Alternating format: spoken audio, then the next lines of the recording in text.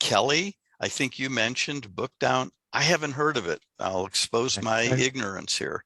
That's fine. So Bookdown is used in the R community for taking documents that are written in Markdown and combining them to form a book. So generally speaking, I write a chapter in a file. It's a Markdown file. I could process each chapter independently, or I could combine them and have them generated as a book.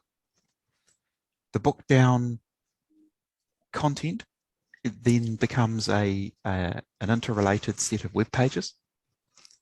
The people who put the Bookdown infrastructure together have done so in a way that means that when I build my book, it has search functions, it has tables of contents, and all the cross-referencing that a book that was originally designed in HTML would ever include. So it has all of the benefits that every HTML document has, that the HTML world takes for granted almost. Could you spell, is it Markdown or Math Down? Mark, M-A-R-K-D-O-W-N.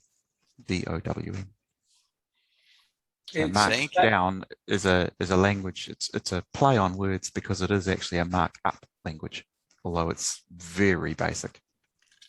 Thank you. And thank you, Kelly, for mentioning that. So I use Bookdown for providing all of my lecture material. So each lecture in a course has its own file. I could render that same Markdown file as a presentation format, like thinking along the lines of slides. I tend not to.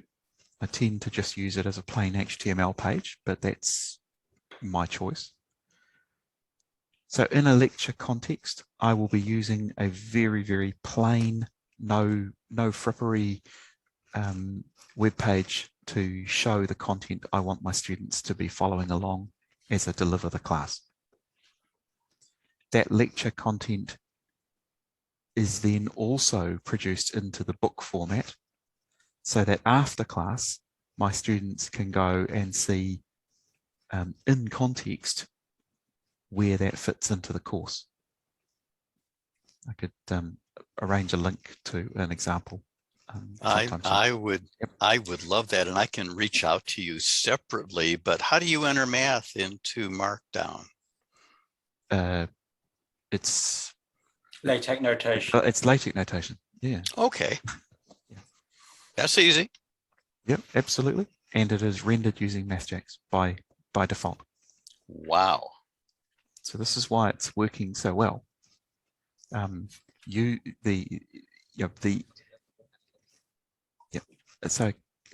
the range of books that are available now is huge. There is actually one project called the Big Book of Bookdown, and all it is basically a massive table of contents on an absolutely Encyclopedia Britannica scale of here are all the books you could go and read. Wow. That are all Bookdown books. Yeah.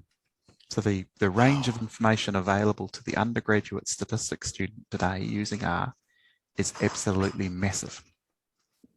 Wow. We do not have so this is what's common now for computer science, well, in a different style of presentation, and for statistics.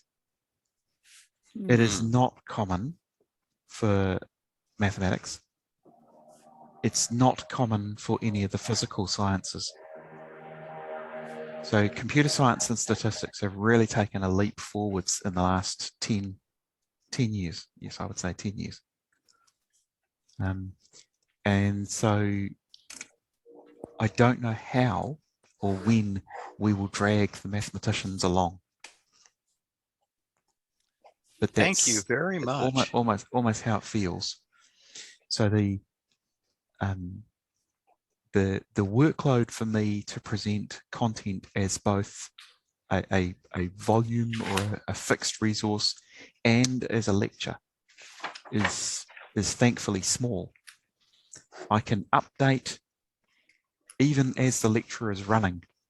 If I spot a typo or something that I want to change slightly, I almost have the time to stop, fix the original source document, and reprocess that page in front of the student's eyes. Oh and my gosh.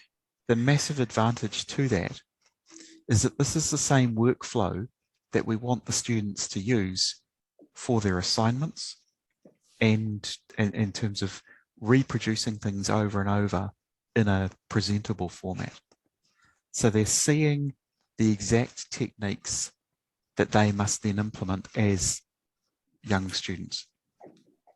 And they're given examples obviously straight away, because one of the beauties of this that some of us do is that we embed as a downloadable file the original source files that created the presentation file that everyone's looking at.